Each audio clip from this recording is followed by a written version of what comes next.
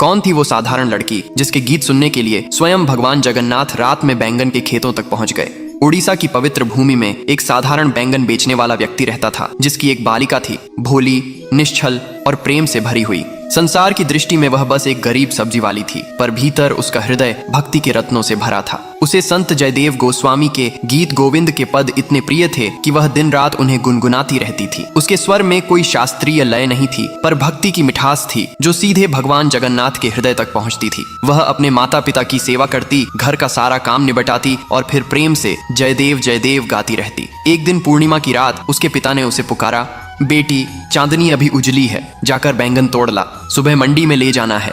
वह उनींदी आंखों से उठी, लेकिन मुख पर वही भक्ति का गीत था। वह खेत में पहुंची और गुनगुनाते हुए बैंगन तोड़ने लगी। उसके हर शब्द में प्रेम का झरना बह रहा था और वही प्रेम भगवान जगन्नाथ को खींच लाया। वे अपने दिव्य स्वरूप में उस खेत में पहुंचे, उस बाला के पीछे पीछे नाचते हुए जैसे एक प्रेम मग्न बालक हो। उनके पीताम्बर के रेशे बैंगन के कांटों में उलझते रहे, पर उन्हें होश कहाँ था।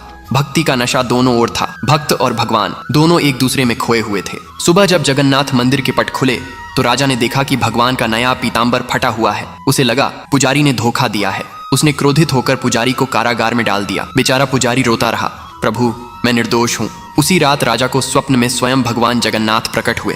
वे बोले, राजन, पुजारी निर्दोष है। मेरा पीताम्बर तो बैंगन के कांटों में उलझ गया था जब मैं अपने भक्त की भक्ति सुनने गया था। उस बालिका की गायन भक्ति ने मुझे बांध लिया था। अगली सुबह राजा स्वयं उस खेत में पहुंचा। वहां सचमुच पीताम्बर के सुनहरे रेशे कांटों में लिपटे थे। राजा की आंखों से आंसू बह निकले। उसने पुजारी को सम्मान के साथ मुक्त किया और प्रण किया कि गीत गोविंद का पाठ अब प्रतिदिन भगवान जगन्नाथ के समक्ष होगा। उस दिन से जगन्नाथ मंदिर की मंगला आरती में जयदेव के पद गूंजने लगे, उस प्रेममयी बालिका की भक्ति की स्मृति में, जिसके निष्कपट गीतों ने स्वयं भगवान को धरती पर उतार लाया था। जय जगन्नाथ।